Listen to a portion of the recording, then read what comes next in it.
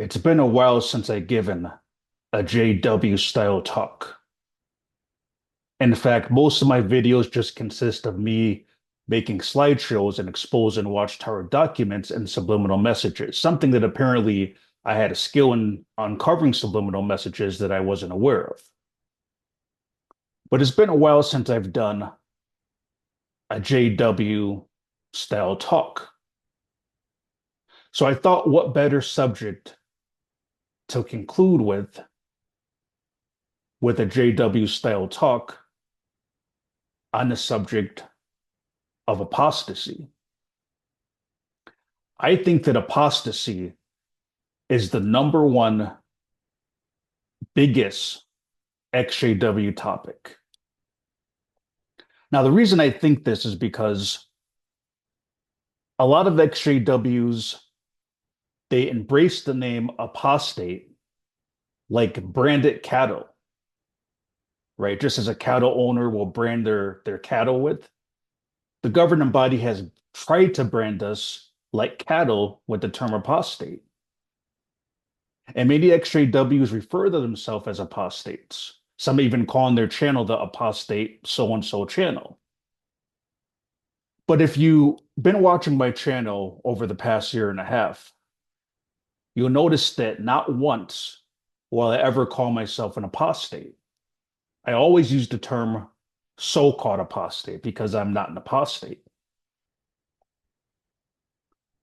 Now, what some XJWs don't realize is that when you embrace the name apostate, the governing body still has a measure of control over your life by branding yourself with that name, like cattle.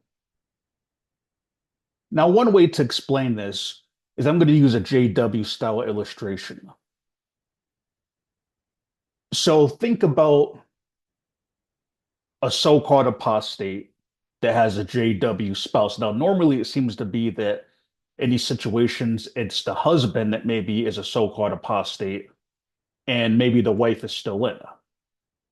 Now, in those type of situations, I do understand why people stay married, but in all honesty, that if you're completely awake and you know that this is a false religion, if you stay married to a JW spouse, the governing body still has a measure of control over your life, right? In fact, I heard that just in the January study edition, the governing body is now given permission for oral sex, right? So now Jehovah's Witness couples, they can do whatever they want in the bedroom because now the governing body in 2025 gives them permission. You see, if you stay married to a JW spouse, the governing body still has control over you. And in my personal opinion, you can never be healed from this religion as long as the governing body has any measure of control over you. Now, I don't want to sidetrack too much from what this video is about. So we're talking about the term apostate. So similar to being married to a JW and the governing body still controlling your life, if we accept the name apostate like branded cattle, they are still controlling us to a certain measure of degree, to a certain extent, let me say. Now, for example, on one of my other videos, um, a person by the name of Apostate Barbie, I don't know why she did this, but she made an attack in one of my videos and she said that people like me give apostates a bad name. Now, I'm not even mad at her. I don't really care. I ended up just blocking the comment because at the time I just thought it was a bot account. I didn't think it was a real person. But you see, unfortunately, while she's saying that I give apostates a bad name, what she doesn't realize is that by referring to herself as apostate so and so, she's giving herself a bad name. You see, the governing body is gaslighting all of us by branding us like cattle with this term apostate that doesn't actually apply. Now, if you've been watching my videos, you know that I do not make a single video without providing you with evidence. Every video that I have, I show you the receipts. That is the way that I do my channel. So on this topic, I'm going to prove to you about halfway through this video that we cannot be called apostates from this organization. In fact, I'm going to show how, on the principle level, we cannot be called apostates. I'm even going to show you legally. Legally, they cannot call us an apostates. And I know that's a kind of a bold claim to make, but just to clarify where I'm coming with this, if you've seen the video that I did about I interviewed the person that started the investigation on Jehovah's Witnesses of the Royal Australia Commission. So in this video, this XJW, that's the one that started the inquiry on Jehovah's Witnesses in the Royal Australia Commission. I forget how he explained it. You got to watch the video to know to hear him say it. But basically, in Australia, they cannot legally call him an apostate. It's like documented. I'm not sure how it works, but basically, the organization in Australia understands that if they call him an apostate, he can sue them.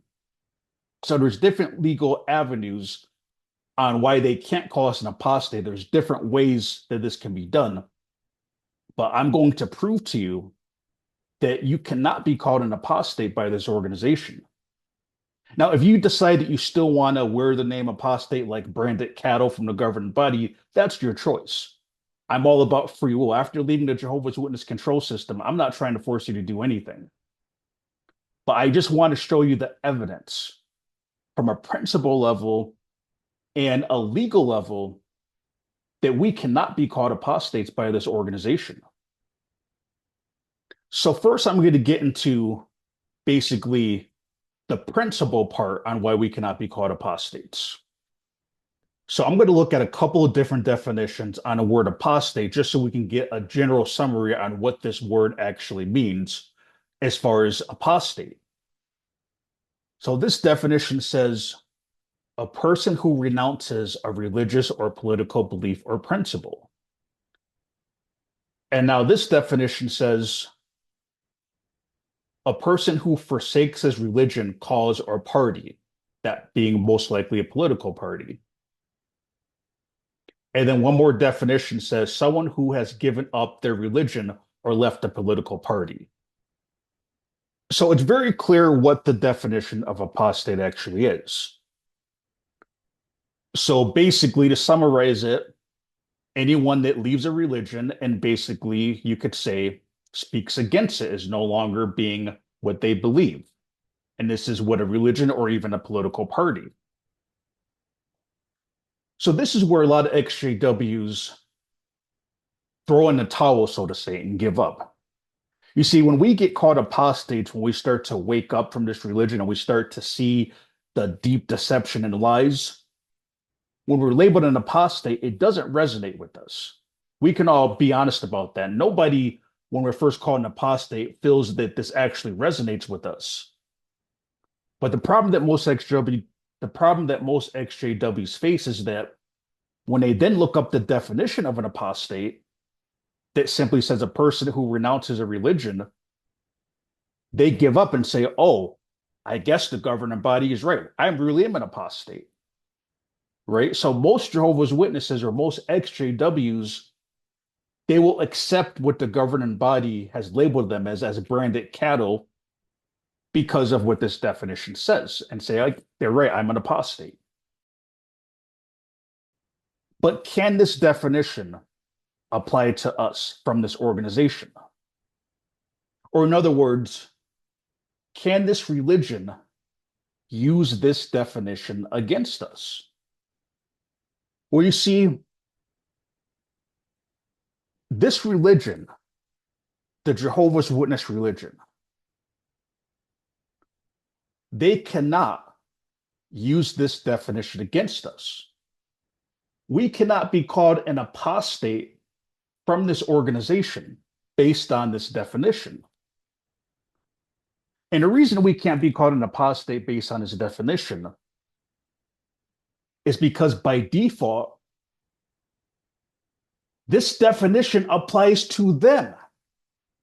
They are apostates. The whole organization is made up of apostates. This whole organization is made up of people who were once part of another religion, who renounces those religions as being false religion, as part of Babylon, the great Satan system of things, and they walk away from it. And not only is this religion made up of people that were in other religions, even people with political ties. For example, if someone is a Democrat or Republican, what do witnesses tell them? They need to renounce their political ties, their political party, and be for God's kingdom. This whole entire organization is made up of apostates. All of them are apostates. There's elders who are apostates. Any elder who's ever been part of another religion that now renounces it and says that that religion is false and is part of Babylon the Great is an apostate.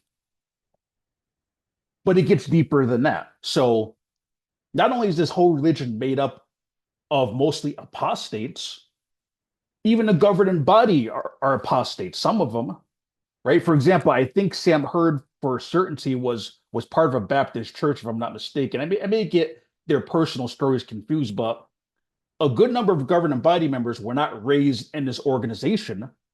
They were once part of another religion that they now renounce and turn against. So some of them are apostates. And not only is the organization made up of apostates, they're preaching apostasy. What do Jehovah's Witnesses do? They knock on people's door and try to convince them to do what? Renounce their religious beliefs or political beliefs to become Jehovah's Witnesses. They're preaching apostasy. In fact, the Jehovah's Witness organization is probably, honestly, the biggest apostate organization in the world, right? What other religion to this extent knocks on people's doors and does all this preaching, even setting up these carts to try to get people to renounce their religious or political beliefs? They are an apostate organization. And even their literature is apostate. Mankind's Search for God is basically trying to get anybody that's part of any other religion to renounce their faith and turn against it. Benefit from Theocratic Ministry School Education, an apostate book. The whole book is designed to do what? To turn people into apostates when they go preaching. And reasoning from the scriptures, that's probably the biggest apostate book that they have. So the definition of apostate, it applies to them. They cannot call us an apostate by default.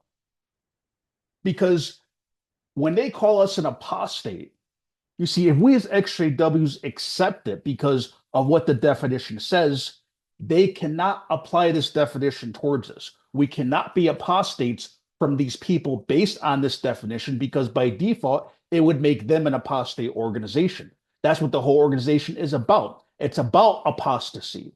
It's about preaching to people and using their man-made books to try to make people become apostates. We do not have to accept this definition coming from them, because by default, they cannot use it against us. Now, when I mentioned that we cannot be called an apostate by them, let me clarify this. So technically, if we're basing it on the book definition, we could be called apostates by somebody who has no affiliation with Jehovah's Witnesses. Somebody that, for example, has never been a Jehovah's Witness and not involved with Jehovah's Witnesses. So if we go to work and we mention to one of our coworkers or a boss that we used to be one of Jehovah's Witnesses, well, technically they can call us an apostate, technically, right? Because based on the book definition, we could be an apostate from somebody other than a Jehovah's Witness using that term. But let me break this down why we still should not accept this definition, even though an outsider could call us an apostate. So if you notice at the bottom of this page, there's a graph on Google data that basically shows the usage of this word apostate. So if you look at this graph, you can see that the term apostate was heavily used in the 1800s. And towards the end of the 1800s into the 1900s, it gradually pretty much fell off the radar. So it looks like you could say maybe about, I don't know, 1910 or 1920, pretty much the word apostate has not been used by anybody, right? Nobody uses this word. In fact, that little like line that you see that still exists, that may only be the Jehovah's Witnesses that are using this term. But you can clearly see that based on this Google data, that nobody uses this word apostate. And this data backs up the reality that we live in. For example, I've been out of this organization for a year and a half now. And I've told many people a little bit of my backstory and mentioned that, yeah, I used to be a Jehovah's Witness and basically I got cut off from everybody and I now speak against her. Like I have a YouTube channel. I tell people that. And of all the people who have told that I used to be a Jehovah's Witness, do you know how many people called me an apostate? Zero. Just like this graph shows. Nobody uses that term apostate. And for those of you who are XJWs, if you've been out of this religion for, say, maybe 10, 20 years, how many times have you been called an apostate from someone that has no affiliation with Jehovah's Witnesses? Zero. Nobody uses this word except Jehovah's Witnesses. And this is what the data shows. And this is what reality shows. The fact that when we tell people our story, nobody calls us an apostate. Now, the reason I bring this data up is because technically, if we're going to use the definition of what apostate means, and if we're going to apply this to ourselves, only people who have not been affiliated with this Jehovah's Witness religion can use this definition against us. So you could say we're an apostate based on somebody else using this definition, but the Jehovah's Witness religion, by default, they cannot be using this definition against us because this definition applies to them. So when they try to brand us like cattle and say we're an apostates, we cannot be called apostates by these people based on this definition because by default, it would apply to them. It would mean that their whole organization is an apostate organization. And it would also mean that when you go to the Kingdom Hall, half the people there you can't speak to because they're apostates. Half the elders you can't speak to. In fact, the elders can't even be elders technically because they're apostates. So you see, this is another way the organization is gaslighting you. They can't be using this definition against us. So most XJWs that throw in a towel and say, well, I guess I'm an apostate. I might as well embrace the apostate name because, hey, they're right, I'm an apostate. You cannot be called an apostate by these people because the definition by default, it applies to them. So what does this mean exactly? Well, what this means is that when they call us apostates, they are not using the book definition of apostasy, right? So when XJWs call themselves apostates like branded cattle, they're thinking they're apostates because of this, but this cannot be the definition that they're using when they call us apostates. It cannot be because it applies to them. So then what definition are we apostates by Jehovah's Witnesses? A definition is made up completely by them. A fake definition. A made-up definition that basically says, if you go online and type Jehovah's Witnesses and read information about this organization outside of the Watchtower Online Library, you're an apostate. That's not a real definition. It's made up by them. If you question 607 BCE and start to question all the evidence of scholars all over the world that say 587 BCE, you're an apostate by their fake definition. That's not a real definition of apostasy. It's made up by them. And I remember the 1914 prophecy because when I was raised in this religion, and I was around it as a child, I remember the 1914 prophecy very well, and it was very simple that the people who were alive in 1914 would still be alive when the end comes. So I remember like in the late 80s, maybe or early 90s, when I was a kid going to the book study with my mom, and I remember studying the Revelation book. I remember everyone was saying, oh, yeah, the end is going to come in like the late 90s or early 2000s because all the people from 1914 are pretty much almost gone, right? So that was a teaching. So now when the end doesn't, when all these people from 1914 are gone, you're an apostate if you question it, right? And then when they completely change it and say this overlapping generation, you're an apostate, that's not a real definition. It's made up by them. And how about this one? So they used to tell people Jehovah says you can't take blood fractions because blood is blood. So you can't take medication made from blood fractions. Well, some blood thinner medication is made up from blood fractions. So there's been Jehovah's Witnesses who've died of blood clots and stroke because they did not take medication that simply would have thinned their blood out because, oh, the organization, Jehovah says no blood fractions. Now, after people died because they couldn't even take blood thinner medication, then the governing body changed it. But you're an apostate if you question that. That's not a real definition. You see, they're gaslighting you. The governing body knows that the definition of apostasy, it applies to them. It applies to the whole organization. So they can't use this definition against us. So the definition they're using is a completely made up definition. So when the governing body tries to brand us like cattle and says, you are an apostate for the rest of your life, and then we embrace that term, we call ourselves apostate, we make our channel the apostate channel and all this stuff.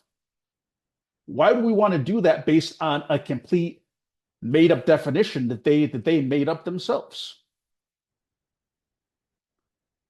But you don't have to even consider that question on why would you accept this term on a made up definition? Because now I'm going to show you from a legal standpoint why they cannot call you apostates.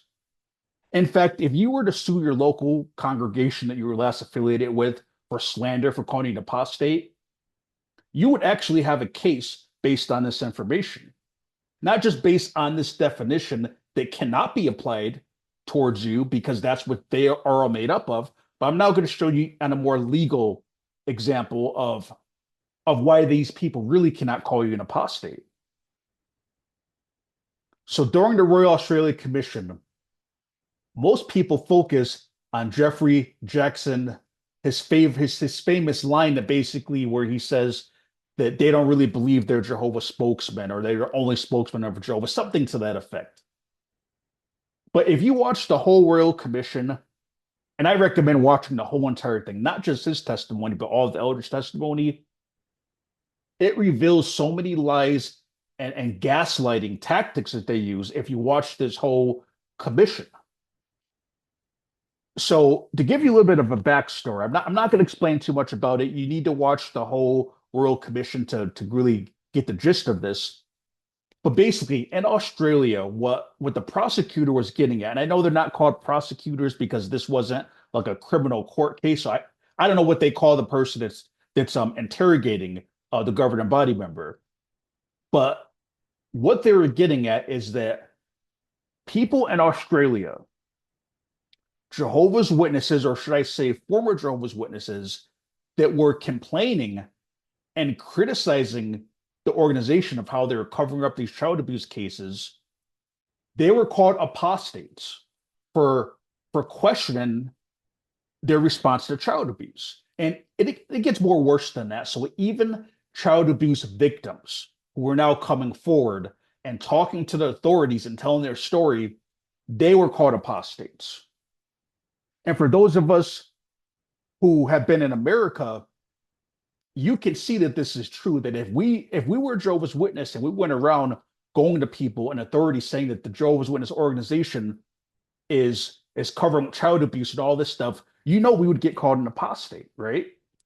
So In Australia, this was happening. People that were now coming forward, the organization was saying you're apostates because you're speaking against the organization.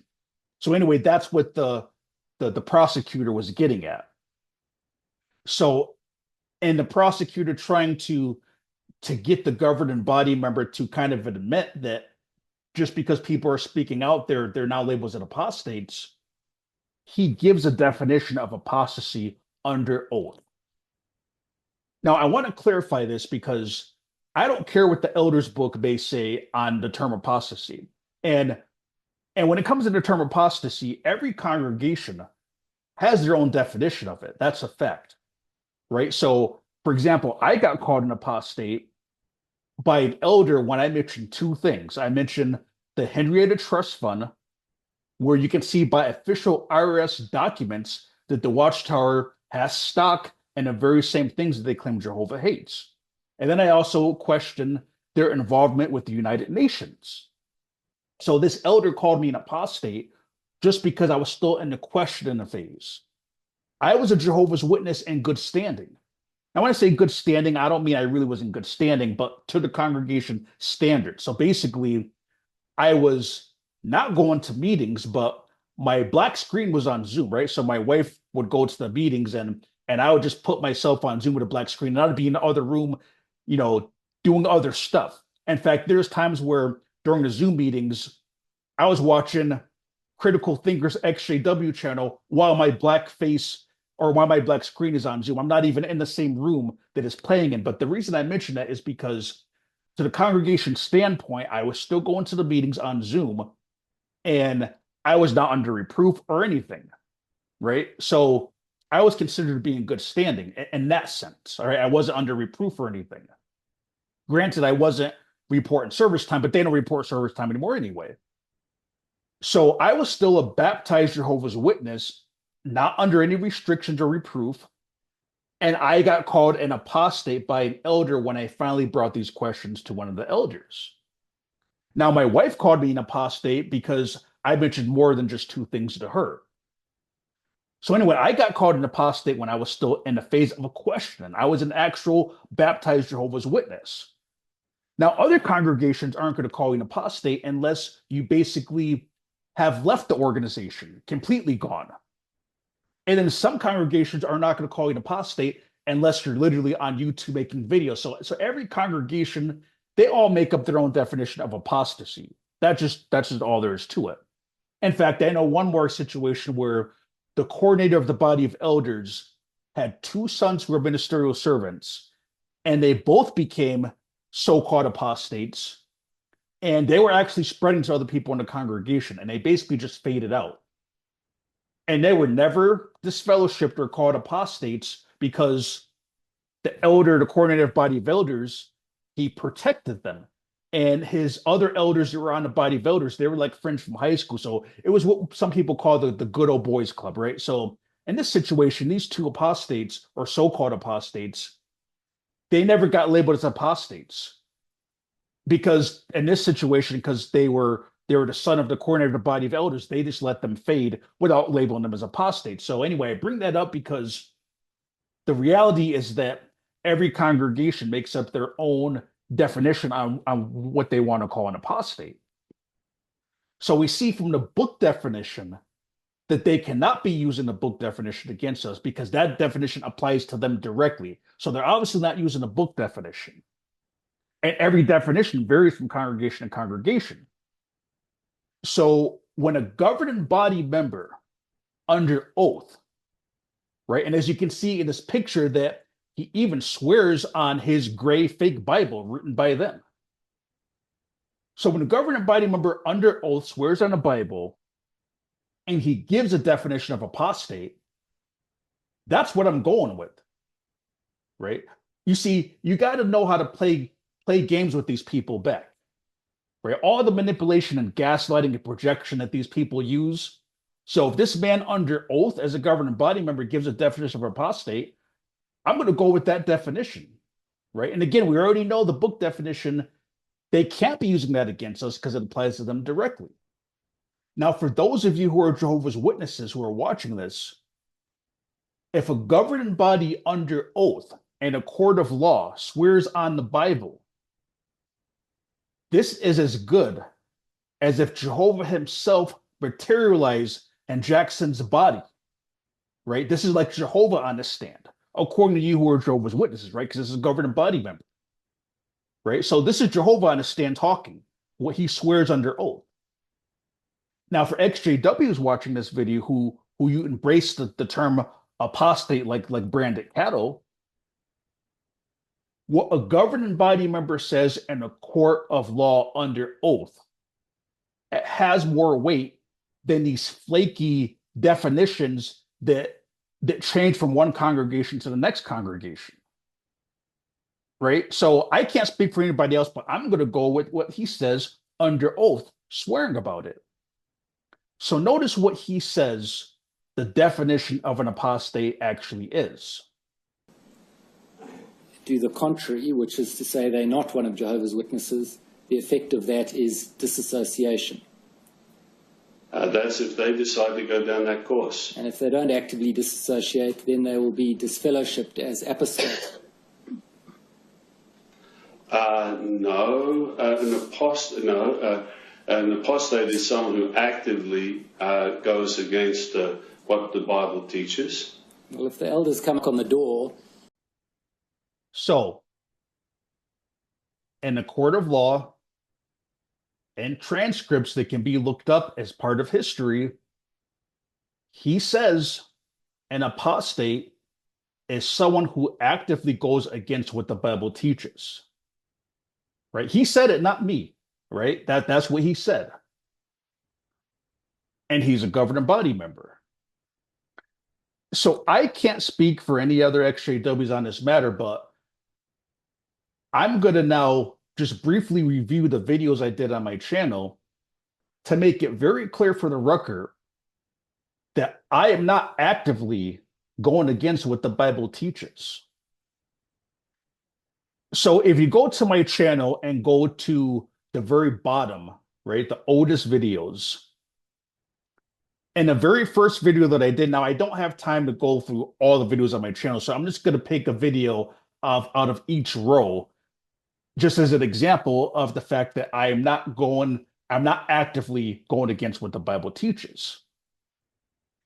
And for some of you who may remember, or you might have noticed that the Tupac video is off my page, the only reason I deleted that video, for those who have noticed, is because I honestly felt bad afterwards. I don't like in any way embarrassing anybody or humiliating anybody in any way. So the purpose of that video was I just want to show how ridiculous the brainwashing is, that just because they can wear a beard now, that this brother now thinks he's Tupac.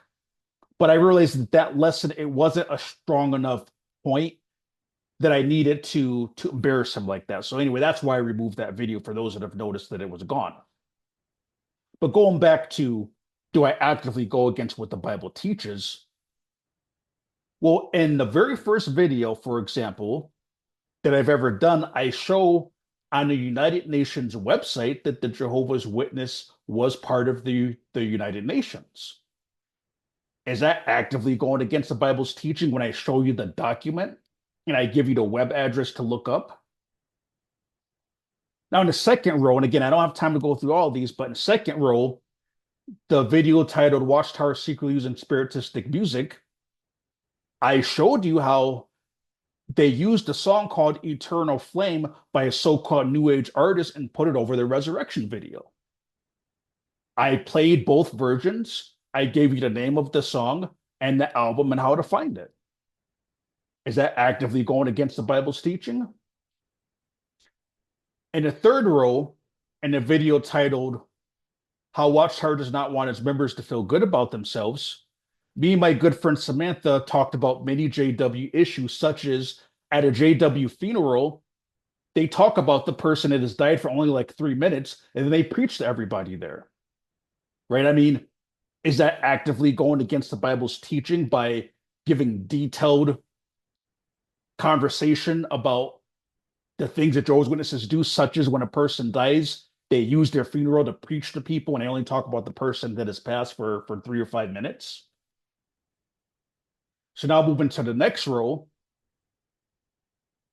the video titled Beard Policy Exposes Truth About Appointments, I brought out how if these appointments were by Jehovah the whole time, they wouldn't have to clarify from Jehovah that he doesn't have a problem with appointed brothers wearing a beard, which we all know that the Bible never had any problems with anybody wearing a beard. So when they had to clarify it and said, well, we prayed and we clarified, and there's Jehovah doesn't have a problem with people wearing a beard, it shows that these appointments saying that appointed brothers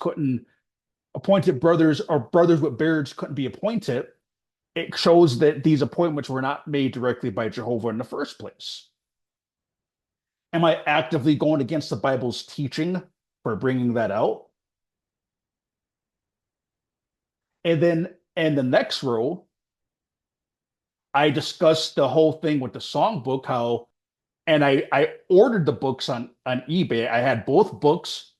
I showed you from the physical books in that original video, and I showed you how they took the black elf and replaced him with a white guy. Am I actively going against the Bible's teaching by showing that? And then in the next row, I showed how a governing body member repeated the word truth 120 times in only 17 minutes, which is a known tactic of hypnosis, right? And I put a counter next to him while he was speaking and showed you that he said the word truth 120 times in 17 minutes. Am I actively going against the Bible's teaching by showing that? So then in the next row, the video titled Watchtower Hypnosis Cotton Video Part 4, I showed how the JW Newsroom, which they're told is the only trusted news source that they can trust, how the JW Newsroom does not give them any real important news, such as Jehovah's Witnesses being accused or Jehovah's Witnesses being charged with sexual child abuse. Now, don't parents and the Jehovah's Witness organization, shouldn't they be aware of the fact that even appointed brothers are being convicted with sexual child abuse? Shouldn't parents know that? So why is it in the JW Newsroom, which they're told is the only news source they can trust, why doesn't it give them the real news? Why don't they at least inform the congregation to be aware of this stuff? Now, am I actively going against the Bible's teaching by showing that? And then in the next row, the video titled Multiple Devil Horns Planted in Watchtower, I showed how the JW actors in this movie called What is True Love are throwing up the devil horn sign. And I did mention how, yeah, that sign could also be used for I love you in sign language, but under the context on which Watchtower is throwing that sign out, is suspicious, right? But am I actively going against the Bible's teaching by showing you, like, hey, they're throwing up the devil horn signs? And then in the next row, the video titled Jehovah's Witnesses Receiving Donations from Trump and Lying About It, I gave an eyewitness testimony when I was a ministerial servant and I was involved in the food distribution. And I know for a fact, and I also showed other news reports that show that Jehovah's Witness organization lied to its members. They misled their members to think that these food boxes were coming from Bethel and that Jehovah's providing. And they specifically, and I witnessed this, I was part of it, when we were opening up these food boxes, we were told to take the letter saying it was from Trump and throw it in the garbage. We were told that. I did that. Right? So am I actively going against the Bible's teaching for exposing the fact that they lied and they literally said, throw out the letter from Trump, basically so the witnesses don't know that it's from the government while we say it came from Jehovah? Am I actively going against the Bible's teaching by bringing that out? And then in the next row, I showed how there's Navy contracts on government websites, and I even show you the government website. The link is still there. So in the video titled Jehovah's Witness Secret Energy Company, there is documents that the Watchtower organization had Navy contracts that they were making engines and equipment contracted with the Navy. And Witness's official explanation for the few people that know about this, they try to say it was a mistake.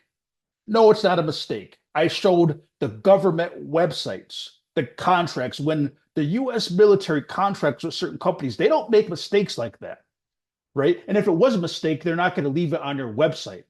So I show you the information, I show you the documents. The Watchtower owned, what was it, more than 51% or something like that of this company was owned by them, Watchtower organization. I showed you the website. Am I actively going against the Bible's teachings by showing you the official documents that Watchtower was involved in military contracts? And then in the next row, Watchtower caught secretly using horror movie images. I showed you side by side comparison that when they made a video depicting Lot's wife, they designed her after a known horror movie character from the Grudge and Ring movies. I showed you side by side, and even to the point where the same sound effects are being used. Right? So I broke it down step by step. Am I actively going against the Bible's teaching by showing you that? And then in the next row, I did a video titled Watchtower Degrades and Gaslights Women. And I showed how they basically tell sisters they can't have any assignments in the congregation, right? And in part 2 of that same video, I also brought out how the organized book says that, well, if there's no brothers available, they can use sisters if there's no brothers available, but only out of a desperation, basically. So while they tell sisters in the congregation they can't do mics and they can't have any assignments, they will put them on a bulldozer and make them work like slaves, free labor, free construction, because they're short volunteers on these construction projects. Now, am I actively going against the Bible's teaching by pointing out the hypocrisy that on a congregation level, they're good for nothing? They got to just sit down in their seat and they can't even give a talk at the meeting, right? They make the sisters go up in twos because the sister can't even be on a platform by herself.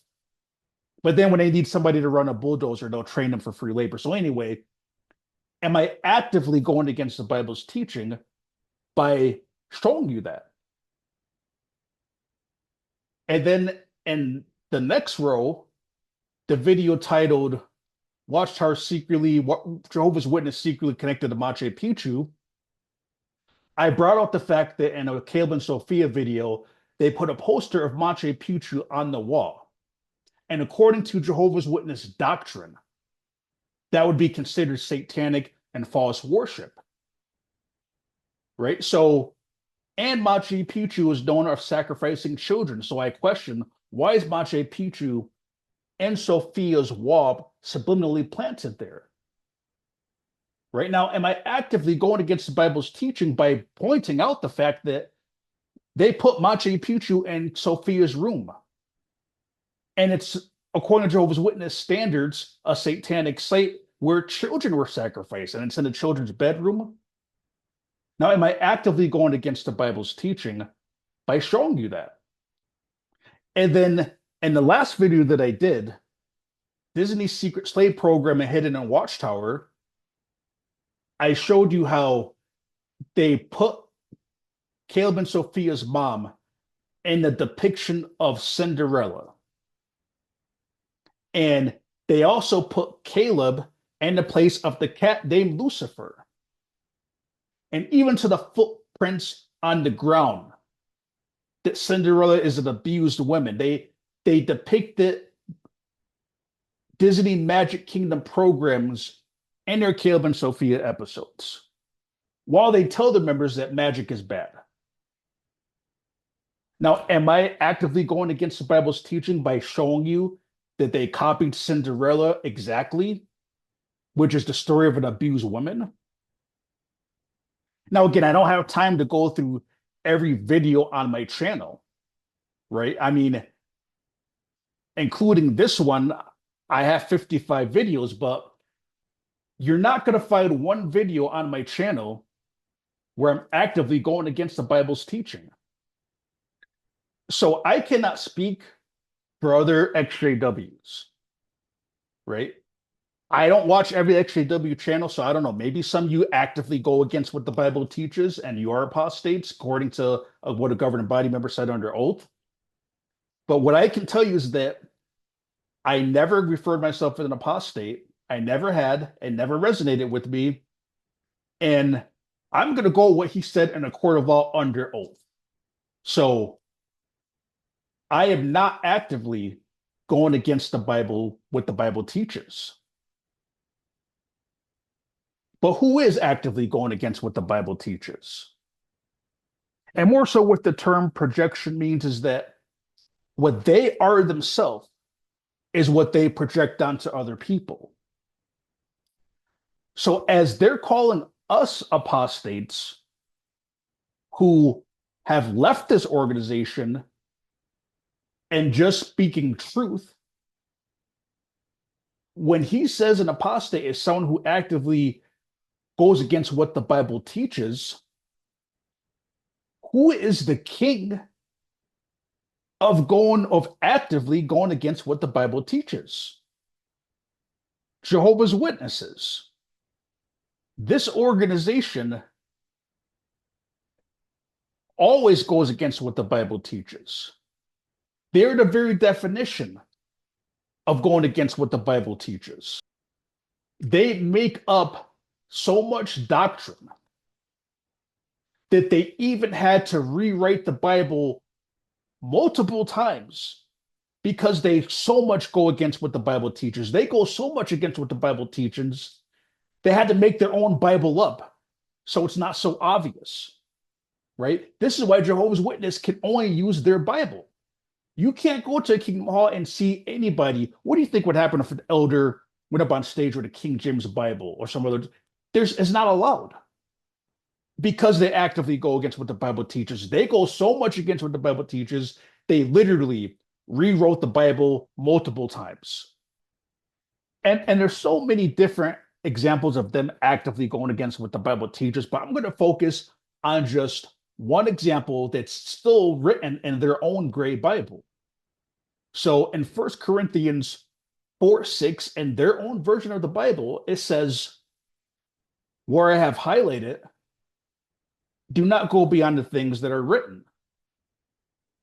Right? So it's very clear what it's saying. Don't go beyond basically what the Bible is written. Don't make your own rules up, is what it's basically saying. Jehovah's Witnesses, again, they're the king at going beyond what is written, right? Which is actively going against what the Bible teaches. Now, there's so many different examples of them going beyond what is written, but I mean, there's so many examples, and this is why they have to change doctrine so much, because they go beyond what is written so much that when they always end up contradicting themselves, then they have to change things. But here's a pretty good classic example of them going beyond what is written. So I don't claim to be a Christian, right? I'm respectful of all religions. I'm still in the process of figuring out exactly what I believe. But for those who are Christian and still believe in the Bible, they're playing with your salvation when it comes to going beyond what is written.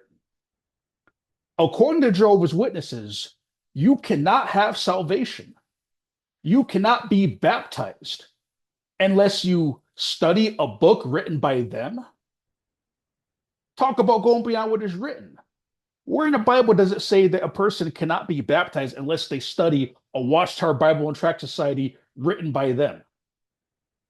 And again, this is a good example of going beyond what is written, is because they're playing with your salvation. They're saying that you cannot have any salvation by God. Nobody can, unless you study a book written by them, and they won't let you get baptized unless you do. And as you can see, I got 4 different versions of the Bible Teach book because they actually have like 5 different versions of the same book. So they change the rules all the time. I don't know if they still make people study 2 books. But after I studied What Does the Bible Teach book, I got baptized. But I was still told I can't have salvation until I study a second book written by them. And Jackson said that an apostate is someone who actively goes against what the Bible teaches. And hey, there are completely changing salvation, completely changing baptism. And even when you are baptized, they then tell you you've got to study another book written by them.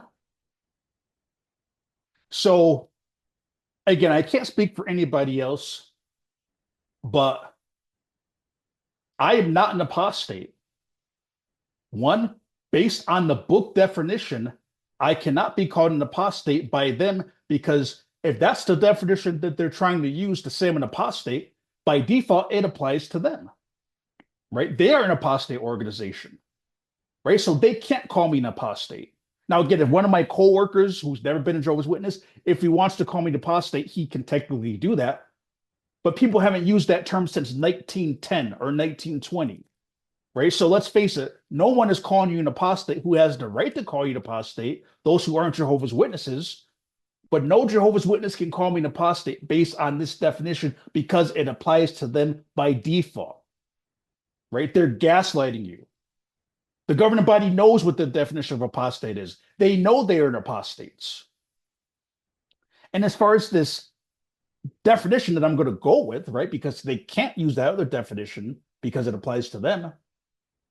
So the definition, when a governing body member in a courtroom under oath, and for those of you who are Jehovah's Witnesses, this is if Jehovah himself materialized in his body.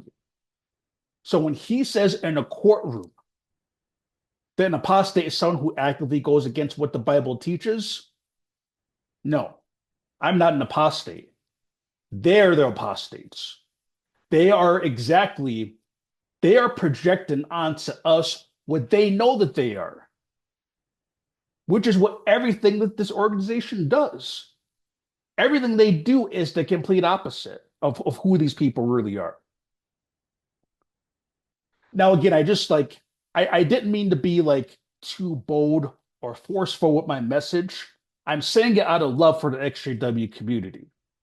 That don't let these people gaslight you and make up some fake term and then wear it like branded cattle and think you're an apostate. They're playing head games with you. The only apostates are them based on their own definition, what a governing body member said under oath. Now, for those who have been following my channel, especially from the beginning, if you're ready to go beyond the XJW community, and I'm not saying as in leaving the XJW community, but if you're ready to go beyond and to figuring out what the real truth is, such as, is the Bible actually the Word of God? Is reincarnation real? Do people in the so-called New Age community have the truth? What is the truth? Right? Do we need an organized religion? Is Atlantis real?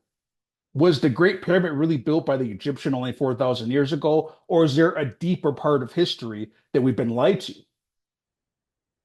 Now, for those who are interested in these topics to figure out what really is going on, well, I've started a new channel where I'm going to tackle all of these issues to find out the real truth.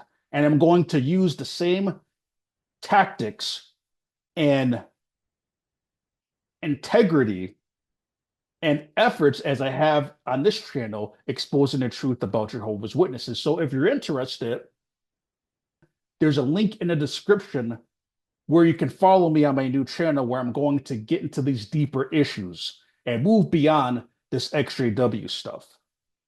I am not going to be energetically tied to this organization for the rest of my life. Right? I'm not going to spend all of my weekends working on JW content being consumed with this organization for the rest of my life. I mean, they've already held me captive for the past like 13 years. And then when I was a child, I was already held captive by this organization. So to me, I've given enough time to this organization. So, and again, I'm not saying anything bad about people who want to do this forever. I'm just saying that that's not me. I'm ready to now take my talents and my investigative skills and go further. So for those who are interested, I do appreciate if you support me and subscribe to my new channel as I continue to go deeper into the real nature of reality. And, that's not something you're interested in. Well, just remember, you are not apostates. They cannot call you an apostate based on the definition that applies to them.